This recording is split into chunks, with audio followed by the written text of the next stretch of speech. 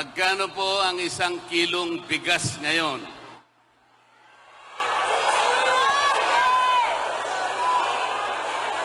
Hindi ko po marinig ang sagot nyo. Magkano po?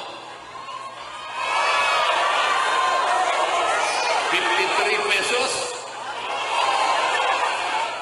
Number yata yan ni Pastor Kibuloy. Mura po ba ang singil ng kuryente sa ating bansa ngayon?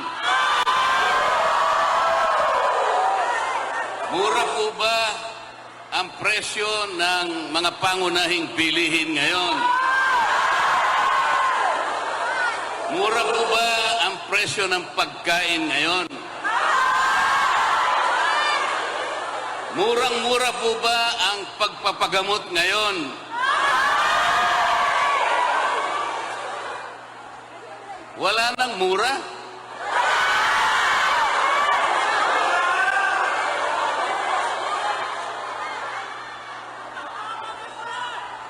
Mapapamura ka talaga?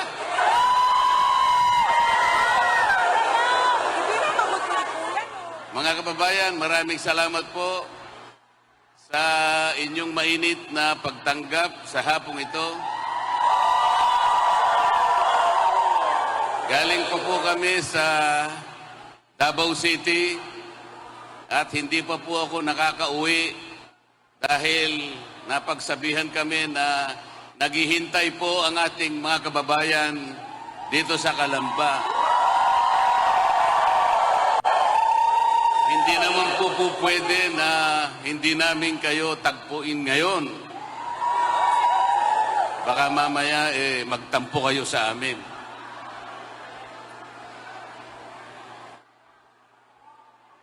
Bakit po imbes na maging mura ang mga bilihin, ang pagkain, ang kuryente, at lahat ng bagay na kailangan ng mamamayan para sa mabuhay, ay wala nang tigil ang pagtaas? Bakit po kaya? Dahil po sa malalang katiwalian at korupsyon sa ating bansa. Lubog na po ang ating bansa sa korupsyon. Meron nga pong nagpadala sa akin ng isang litrato sa Viber. Meron pong isang flood control project. Hindi pa po dumarating ang baha. Wala pa pong tubig. Nagiba na po yung project. Kaya nakalagay po dun sa kanyang minota, flood control project, sabi niya. 80% lupa, plus 15% semento, plus 5% bakal, equals pera. Napakahirap po talaga. Ngayon po, darating na naman po ang mga kumakandidato bilang senador sa kabilang kampo.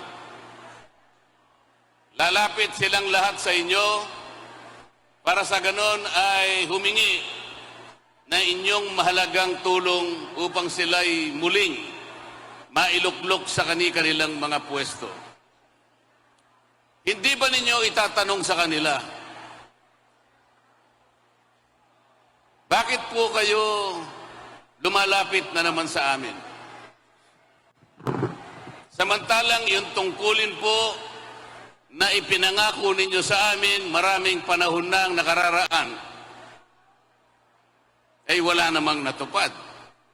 Yung pangako po ninyo na magandang buhay, na mailagay nyo po kami sa magandang kalagayan, nasaan na po yun?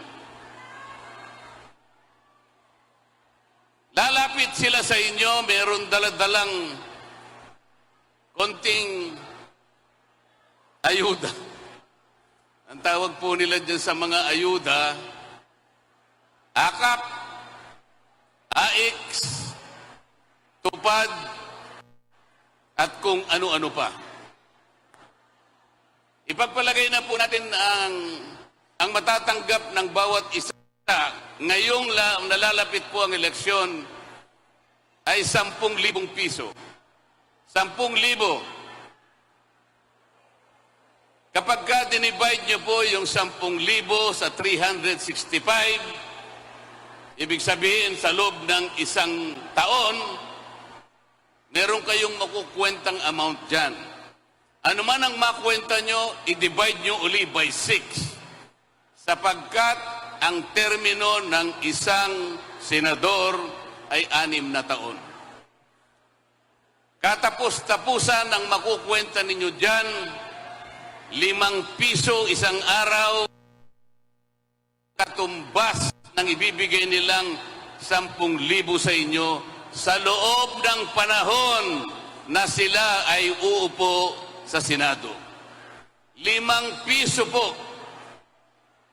5 piso katapat ng 2 hopya o kaya 2 candy. Yan po ba ang inaasahan ng bawat isang mamamayang Pilipino? Yan po ba ang ipinapangako nilang pagsisilbi sa inyo? Lalapit sila sa inyo, iaabot ang konting pera, mapaligaya ko. Mapaligaya siguro kayo, baka wala pang isang araw eh. Baka lahating araw lang, wala na yung binigay nila. Ang katapat po nun sa loob ng 6 na taon, 5 piso isang araw. Sa harap ng napakamahal na bilihin na sa araw-araw ay nagiging hamon sa bawat isang Pilipino. Maawa po kayo sa ating bansa. Maawa kayo sa inyong pamilya. Huwag kayong papayag na insultuhin kayo. Ang Pilipino ay merong dangal. Ang Pilipino, hindi niya ipagpapalit ang kanyang dangal.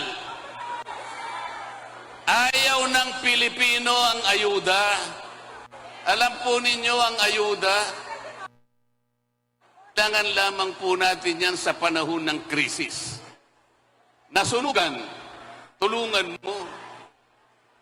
Nabagyo, nabaha, tulungan mo. Yan ang ugaling Pilipino. Pero kaya siya pupunta, dala-dala yung ayuda sa'yo. Para sa ganon, ay malinlang kanya. Para sa ganon, sa kinang ng perang dala-dala niya, baka sakaling ikaw ay may iligaw niya. Binabayaran niya ang boto mo. Huwag po ninyong ipagbibili ang kinabukasan ng inyong pamilya. Ang Pilipino po, kahit mahirap ang kanyang buhay, ang gusto niya, ang gusto ng Pilipino, bigyan mo siya ng pagkakataong makapagtrabaho. Yun ang gusto ng Pilipino. Ang Pilipino ay merong karangalan. Ganun po ang dapat ninyong gawin. Meron kayong pagpipilian. 2 teams lamang ito. Yung team namin po, Team Suka. Tinawag po kaming nagbebenta at bumibili ng suka. Huwag po kayong magagalit doon. Pabayaan nyo na po yun. Okay lamang po yan. Kasi po kung sa dalaga, kagaya po ng napakaraming dalaga nakikita ko ngayon, ang gaganda pa. Kapag ang dalaga may asim, komplimento po yun. Ang Team Suka ay may asim. Yung kabila,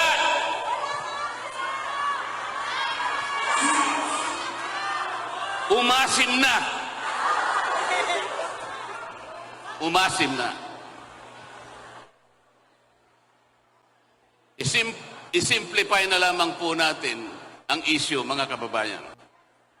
Gawin nating simple ang pinag-uusapan.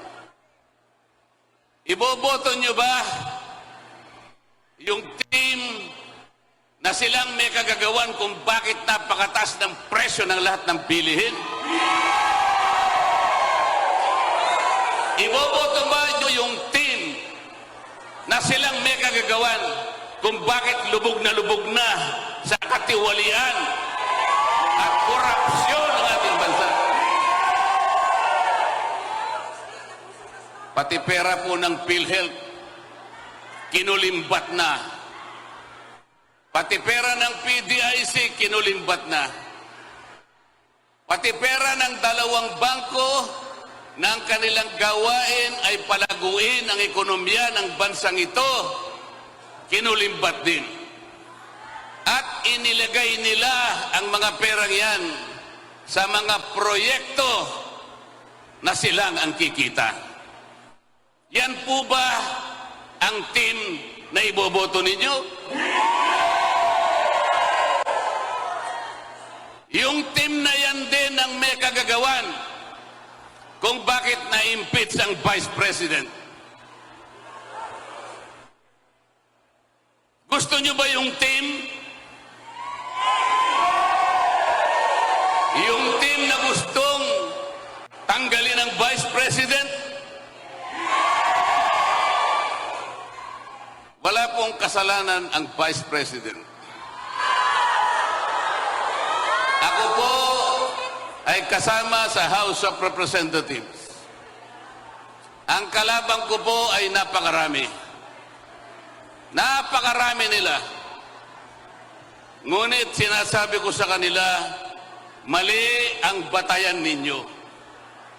Mali pati proseso na ginamit ninyo. Walang kasalanan ang Vice President. Yang team na yan ang gumawa ng paraan para sa ganun ma-impeach ang Vice President. At kapag ka yung team na yan ay nanalo uli, tuloy-tuloy na nilang tatanggalin ng Vice President. Alalahanin po ninyo mga kababayan, ang ating pangalawang Pangulo Sara Duterte ay inihalal ng mahigit 32 milyong Pilipino. Ang bawat isa sa inyo ay kasama doon sa bumoto sa kanya. Yung kapangyarihan na ibinigay ninyo sa Vice President, basta-basta na lang nilang tatanggalin. Yun po yung team na lalapit uli sa inyo. Sila po uli ang lalapit sa inyo. Lalapit na nagmamagandang puso. Ewan ko naman kung papansinin nyo pa.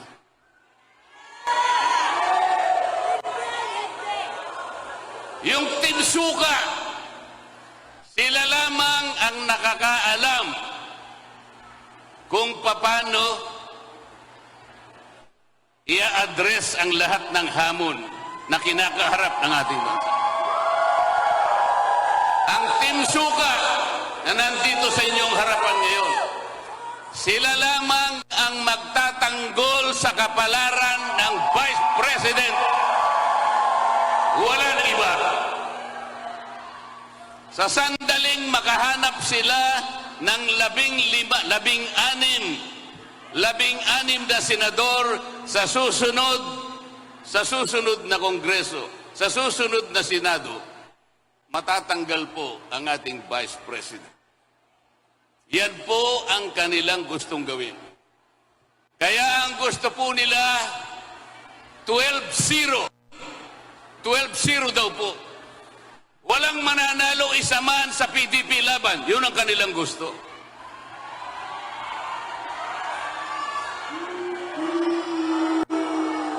Sapagkat gusto nilang siguruhin na matatanggal ang Vice President. Papayag po ba kayo na mangyari ito?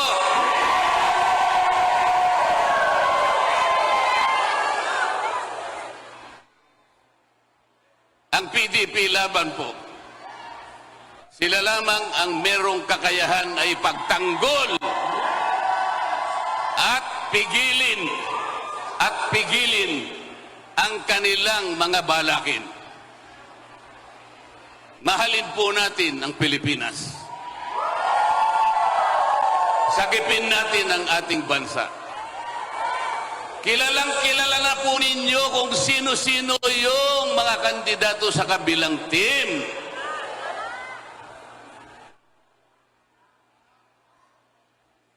Kilala na po ninyo, hindi ba? Pabalik-balik na lang. Pabalik-balik. Yung karamihan sa kanila, nakabalik na ng ilang beses. 2, 3, hanggang 4 na beses na nakabalik sa Senado. Ano ang kanilang mukha na iharap sa inyo? Anong mukha ang iharap sa inyo? Kailangan po ninyo silang tanungin. Paglapit po, ang totoo niyan, hindi po sila lumalapit ng personal. Ang ginagamit nila, television, ang ginagamit nila, radyo, mga tarpaulin, kung ano-ano, sapagkat nahihiya sila na lumapit sa inyo. Sapagkat titingnan nyo sila sa kanilang mga mata, hindi sila makakatingin sa inyo. Ngunit ang PDP laban, sila po, titingnan kayo straight in the eye.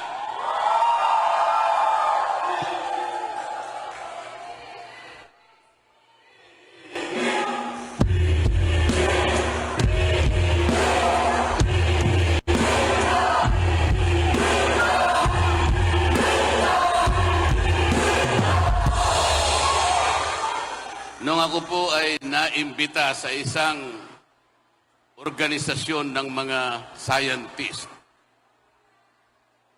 Ang pangalan po ng kanilang organization ay Filipino Scientist Society.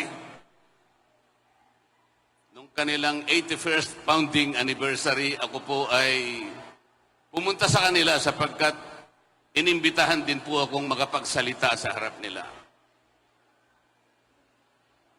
Napakarami po pala nilang na-imbento ng mga gamit na mahalaga at nagagamit po ng bawat isang Pilipino. Baka hindi po ninyo alam, yung Filipino Inventor Society, sila po ang naka-imbento ng karaoke. Sila rin ang naka-imbento ng yoyo. Pilipino pala. Sila po yung naka-imbento rin ng bamboo incubator. Naka-imbento rin po sila nung unsinkable portable boat. Mahalagang mga bagay po yan.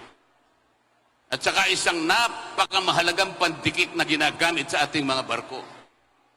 Meron din po silang na-imbentong 3-in-1 jeepney. Pati pala yung banana ketchup.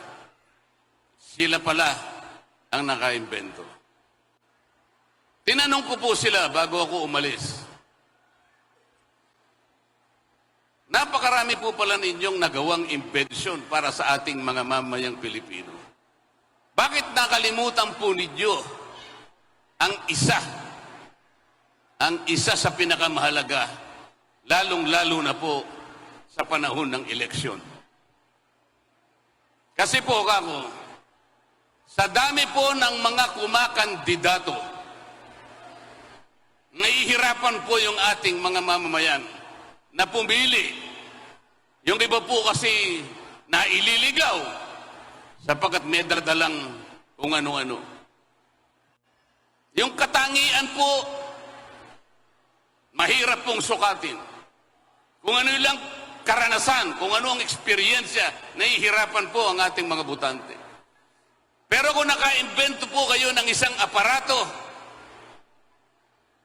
na ilalagay po natin sa harapan ng COMELEC doon sa Intramuros, simpleng-simple lang po ang gagawin nun. Lahat po ng kumakandidatong mga senador, padaanin po natin sa aparato. Parang yung mga scanner na kapag kayo po ay maglalakbay sa ibang bansa, dumadaan po kayo sa isang scanner, yung luggage po ninyo, pararaanin nyo po sa isang makina at tutunog-tunog yan kung meron pong ayaw na dalhin. Pati po kayo may lagusan po na talagang malinis na malinis ang katawan ninyo na kayo'y makalalagpas diyan sa mekanismo na yan. Ang sabi ko, kung kayo po'y nakaimbento ng aparatong katulad nun, lahat po ng kandidatong senador, dadaan po dyan. Kapag ka tumunog at nagkulay pula, disqualified. Hindi pwede. Hindi ka pwedeng magsilbi. Wala kang gagawing mabuti sa mamamayang Pilipino. O di napakadali po. Alam po ninyo, pag lahat po ng senador ay pinadaan doon, hindi ko po alam kung merong papasa doon sa kabilang team.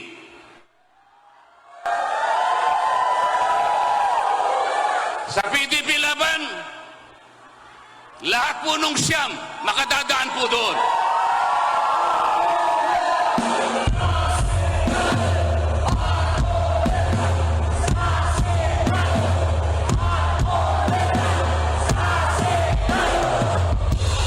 Nakikiusap po ako na dalhin po ninyo yung buong slate ng PDP laban.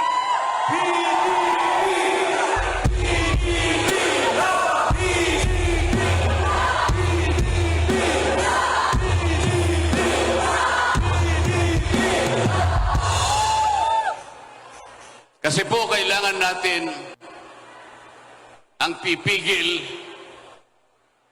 para hindi matanggal ang Vice President. Lahat po ng ayaw, lahat po ng gustong manatili ang Vice President, lahat po kayo'y hinahamon namin. Dalhin po nyo lahat ang PDP laban. Yan lamang po ang paraan para pigilin ang maitim na balakin ng kabilang team na tanggalin ang Vice President Sara Duterte. Maraming salamat po. At sana po makabalik ako rito sa lugar na ito.